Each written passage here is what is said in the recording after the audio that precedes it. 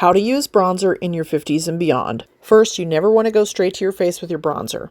First, swirl your brush around, then work the excess through your brush. That way when you go to your face, it'll be a nice, soft, diffused look.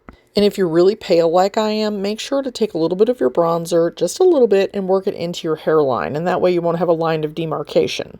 Remember, with bronzer, a little bit goes a long ways. So if you overdo it a little bit, or you have some splotchy areas, take your setting spray and spray a sponge. Then go over the areas that seem like they're too much. The setting spray will thin that out. And as a side benefit, it'll help it stay in place as well. Now, if you find that the bronzer actually accentuates your pores, especially in your nose since it's in the middle of your face, you can take a little bit of Bye Bye Pores and just tap it into the areas that are bothering you.